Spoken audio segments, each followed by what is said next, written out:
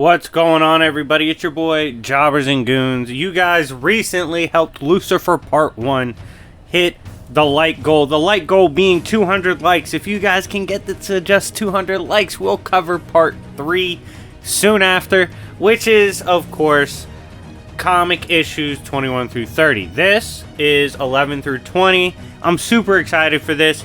Probably what it'll be titled will be something like Lucifer Part 2, Lucifer vs. Presence, because we see them finally start to officially declare beef. But before we get into this comic book review, smash the like button. Like I said, 200 likes would be amazing for Part 3 to drop.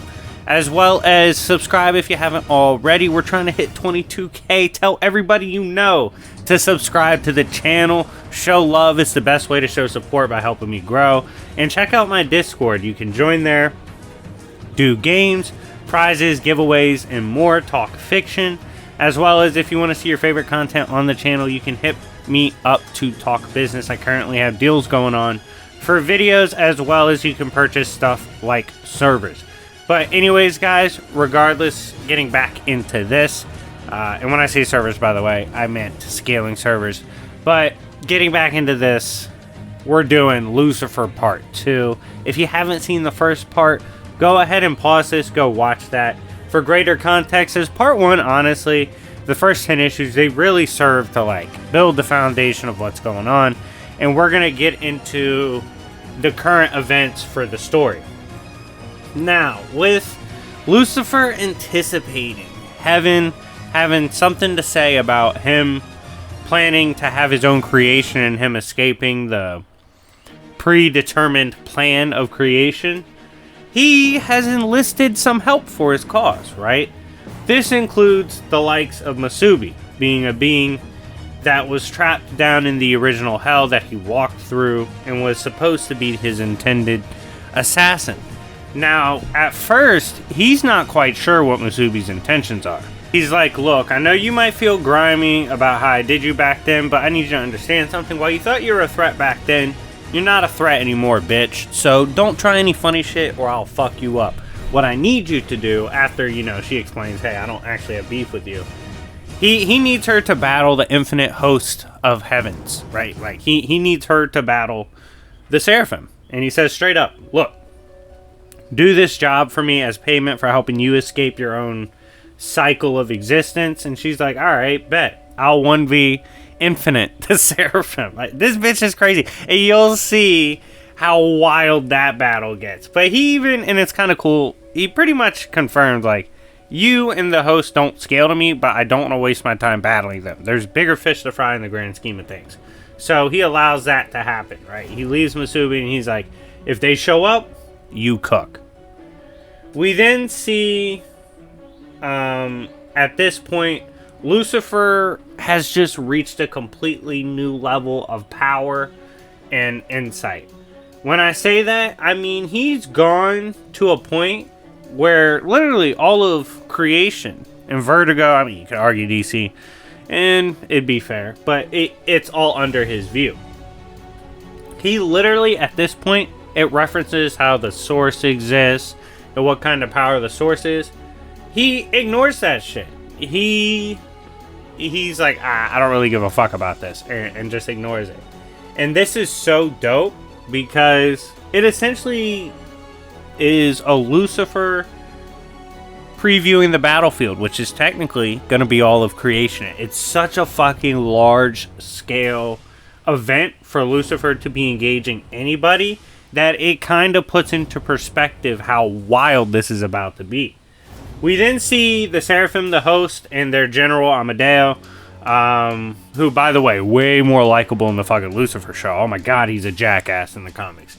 And they are preparing for war outright. They're like, yo, Lucifer's on bullshit right now. He's trying to violate the rules of God. We're not going for it. But they can't figure out what Lucifer's plan is. They don't know what the play is. They don't know what his move is. So they're trying to observe what's going on and figure out the best way to run down on him. As clearly they're ready to go to war with Lucifer. He was correct for preparing. We then see a character that we've talked about before on the channel, and obviously we talk about some in part 1. A character whose history is crucial to the Vertigo Lucifer run, and that is Elaine. It's revealed her birth, because early on in the stories you don't really get a good sense of why she's so strong, what her true connection is.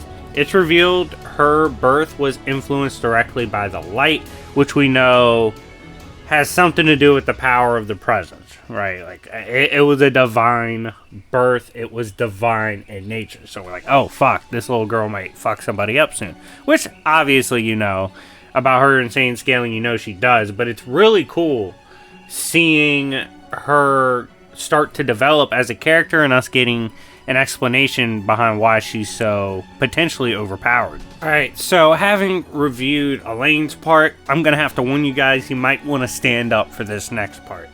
We see Musubi pull up on the Seraphim. Now, the hosts pull up, right? And they think shit's sweet. They're like, yo, we got here, there's no guard. Lucifer got cocky.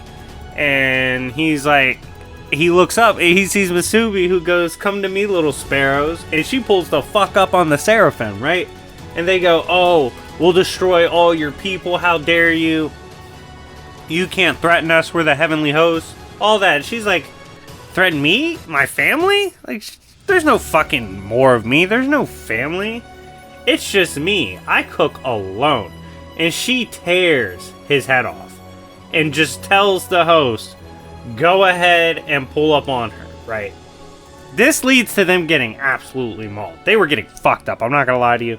She was handing out ass whoopings left and right. And that's when we see Amadeo has to get involved, right? Like, the hosts have no hope at this point. They're just not really doing much to Musubi. And he has to sneak attack her. And she goes, before she gets really put down, she goes, hey, little general, like, how many of your people did I kill? And he won't tell her and just cuts her head off. And that kind of ends the low-key Hall of Fame run of Musubi. Put in the comment section down below, rip Musubi. This is when we see the Seraphim are trying to claim the Void for heaven, right? They see that the Void is accessible, they can get to it. And Amadeo's like, you know what, host? Fuck it. We're taking the Void for God. We're taking everything in there. The presence deserves it. He sends the host through there. But of course, a beast/monster of epic proportion was put there to lay in wait and take out the host when they arrive in the Void. Obviously, Lucifer being the one that got it there. We then see Michael is revealed as the story had kind of cut over to what is going on with Elaine. Michael's revealed to be the father of Elaine. So obviously right away we get to see that there's now no reason to doubt why Elaine is that fucking strong. Her dad is literally the demiurge, right? That's crazy. She has insane roots instantly just from that fact alone. And we see how Michael got to be chained up, right? Michael's being used to forge angels by another angel that caught him and is attempting to further the legacy of Lucifer. This is essentially a fake Lucifer trying to do what he believes would make the real Lucifer proud and fulfill his legacy and what's going on. This is obviously crazy, and it's creating a very problematic chain of events. We see outright this angel tell us that he believes, at the least, Elaine, her blood, her abilities, all that, if that were to be passed down into an army of angelic beings, heaven itself could literally be sieged and toppled with an army and a power like that. That's pretty crazy to think about for someone like Elaine. Without their general, as this kind of pans over and turns over to the events of the war in the Void, they're getting fucked up by the monster. The hosts are getting their shit rocked. This is bad, right? At this point, They have to call Amadeo again. Can we talk about how fucking bad at their job the Seraphim are? Do they need a job or a video? Are these the same as the Guardians? Like, bro, they're getting cooked every road they take. They constantly have to call their general to come in and clean up their shit because they just got their shit rocked. He has to come through with a weapon from Lucifer himself because they had no answer to Lucifer's guard dog in the void. They were getting fucked up. We then see Lucifer pull up to deal with this fake Lucifer as the story pans over. Again, there's constant going back and forth, as this is a very chaotic stretch of the run, which makes it so hyped. Smash the like button. Lucifer shows up. He's like, what's this bum doing?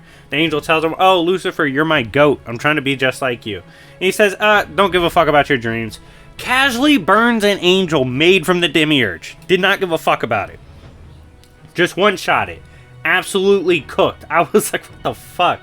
And after folding a being made from Michael's power, Lucifer informs the angels that his army, all that, what he was planning to do, none of that scales to Lucifer or could beat Lucifer. So he needs to just shut the hell up and go away, right? He's done.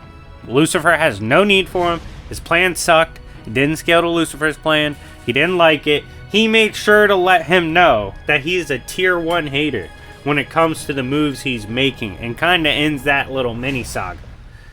The angels are then confronted by Lucifer, who takes this injured Michael that was tied and chained up. The angels now can't fuck with Lucifer. Why? The Seraphim and Amadeo can't even attempt anything, because the demiurge is dying in the hands of Lucifer. And if it detonated at all, creation's fucked. Creation's absolutely cooked. So they can't do anything. They're absolutely helpless, as Lucifer says, checkmate, pussy, and walks it off. Turns his back on them, walks it off. He's like, fuck you guys, I'm out. Lucifer then takes Michael into the void.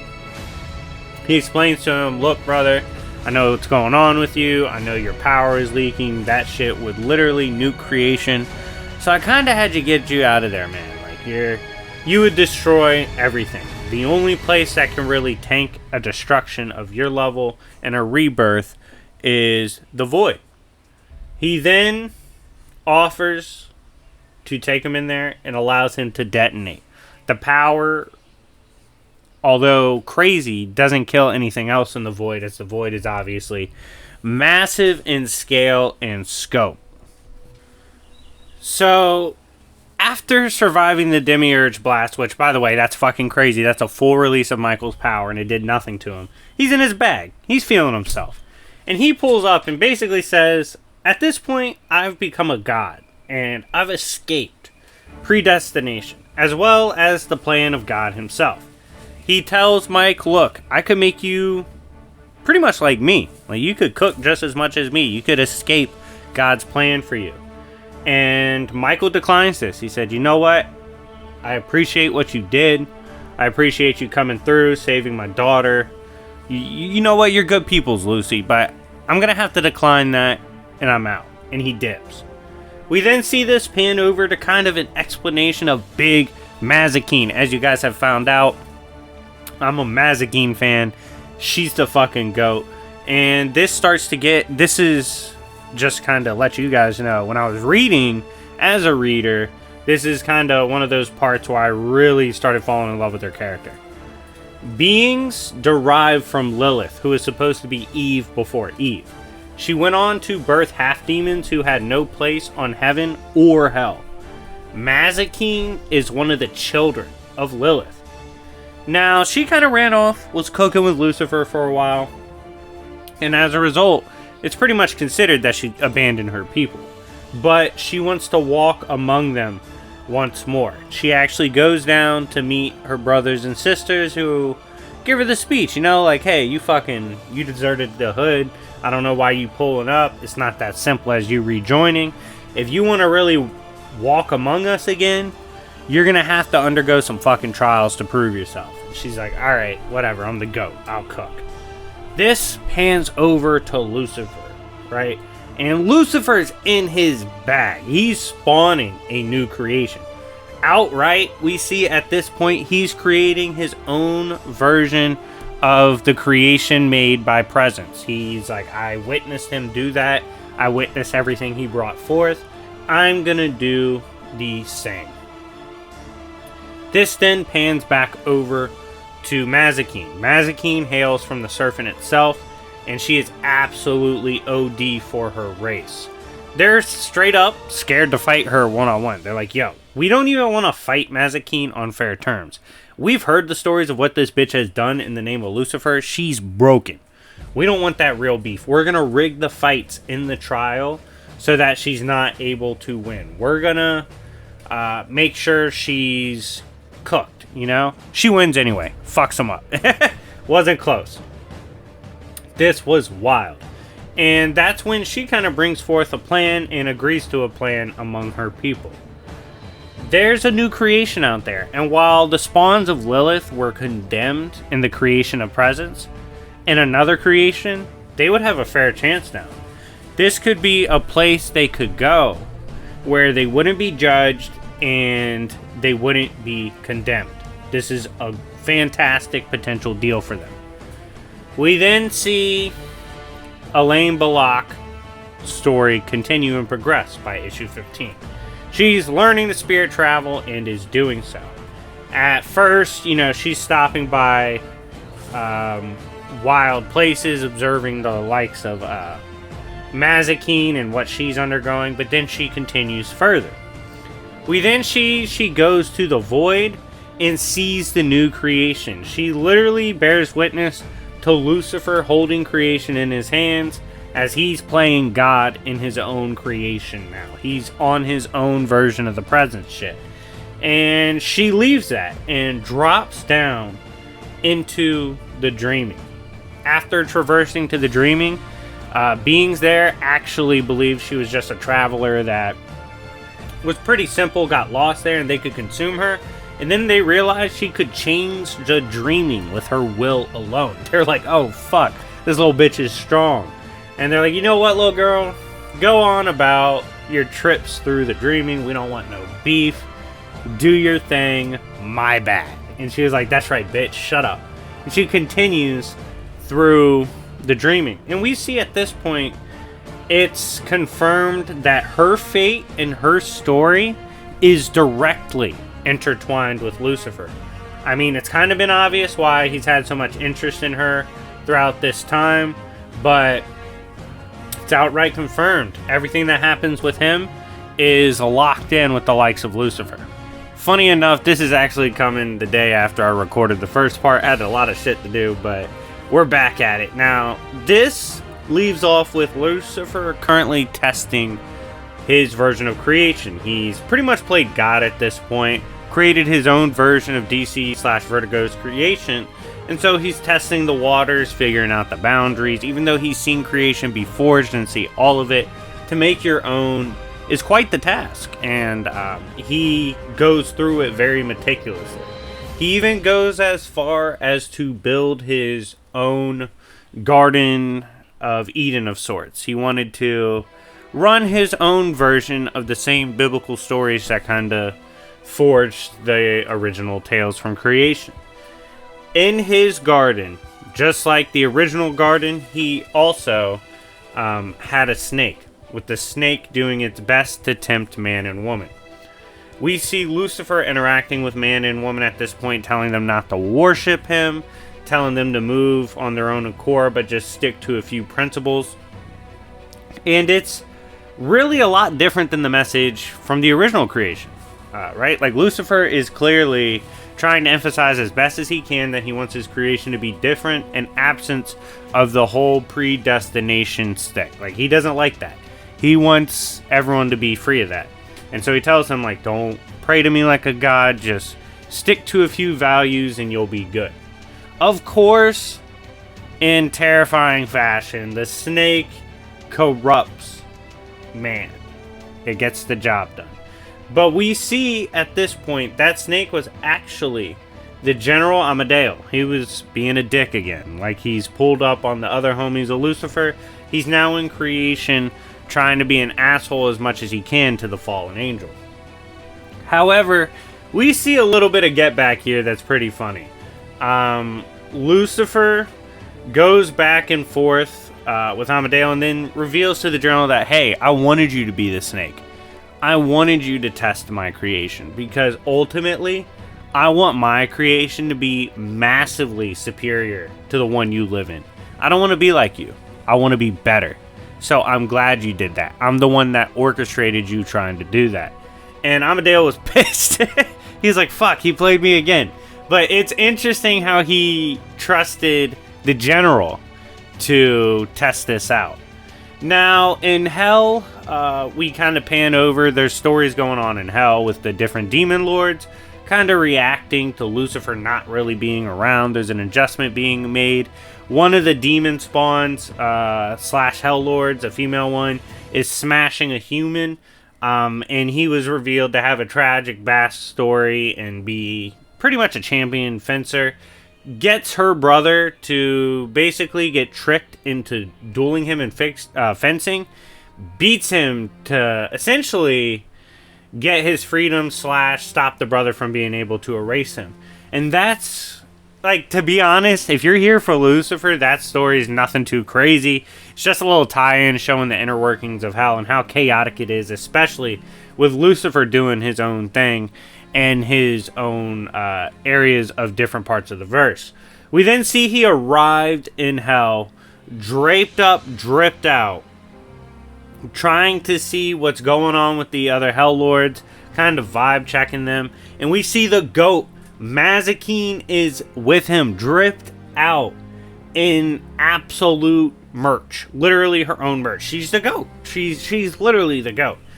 And we transition into Lucifer discussing threats against creation, right? Obviously, in having his own creation, he's got to consider threats. Threats will be brought to him and he'll be made aware of them. Lucifer swiftly reminds the streets that he does not give a shit about threats. He doesn't respect any threat to his creation. He doesn't see anybody beating him. That's how he's stepping. Now, is this a very arrogant way to approach things? Absolutely. However, that's how he's feeling right now. So we gotta deal with that shit. We then see Lucifer get approached by the family members of Mazikeen. And they say, hey, look, we understand that you are a part of a new creation. We could possibly arrive here and live a different life than what we were previously predetermined to live. We're willing to offer our sword and serve you, in the infinity. And he says, infinity is a local phenomenon, and that's really not shit to me. I could see all of creation. And he goes, this sword, it's cute, whatever. Mazikeen, cute, whatever. I don't give a fuck. I don't need you. Straight up. I don't need you. I don't really need her. I don't need your people. I could really roll alone right now. I'm my own presence at this point. What the fuck are you people talking about? And this was really dicey. Obviously, this is a bad look. As someone that's Team Mazikeen, I was like, oh shit, this is going to create beef. And we'll see a lot more of that in the next part. But yeah, he straight up disrespects her people. It's also, and this is kind of pretty cool to note from the story, just for those keeping track of the scaling side. It stated Michael is the strongest in heaven now that Lucifer is not there. You can either go with this is relative or Lucifer is above Michael, straight up. So at worst he was relative to Michael, but you could also argue from this he was above. We then see Lucifer get pulled up on, right? And he is receiving a message from God, from Presence himself. That is not something Lucifer wants to hear. The message is simple. God created Lucifer. Therefore, anything Lucifer creates is property of God. Therefore, Lucifer must turn over his new creation in the void to the Presence. And Lucifer looks at him and says, you got me 50 shades of fucked up, sir. I'm not doing that bullshit. No, that's a terrible deal. And Michael, at this point, he's letting him know, hey man, you need to understand that in the grand scheme, you denying God at this point is risky, you know? Like, what if he decides to pull up? Lucifer says, I don't give a fuck. You need to understand, God's crazy for trying to press me and act like he's right in what he's doing. He's not. Fuck that guy. I was like, damn. I completely understand where he's coming from. Like, this is a situation in which Lucifer made his own shit. He got a key to leave creation, and now Presence is kind of wildin'. So he says, fuck that. I don't really care if he sees this as beef. We then see Lucifer invoke doors to the void in every fucking realm in Presence's creation. We're talking, this is one of the most gangster moments in comics. He looks at Michael and he says, I just opened a door to every step in your creation. You tell your God, you tell your big homie, if he wants fucking smoke, he knows where I live now. He knows where the new hood is. He can pull the fuck up. He's not just gonna bitch me like this. He's not gonna take my shit. Fuck that guy. Tell him come get that shit in blood. And he says, if this is a declaration of war, tell Presence I agree. Let's have war. And with that, this is the end of part 2, as that's the end of issue 20. Thank you guys so much for watching. What do you guys think so far? Make sure to smash the like button if you haven't already. What do you think of the story of Lucifer so far? If you're using my video as a first time watch / read through of the Lucifer comics, let me know in the comment section down below, and also let me know what you think so far, your favorite moment from this episode, your favorite moments from part 1. Let's start discussions, man. I love making the Lucifer episodes. We have several more to go, but we're already through 20 of the issues. Anyways, guys, thank you so much for watching. It's been your boy Jobbers and Goons, and I'll see y'all later. Peace.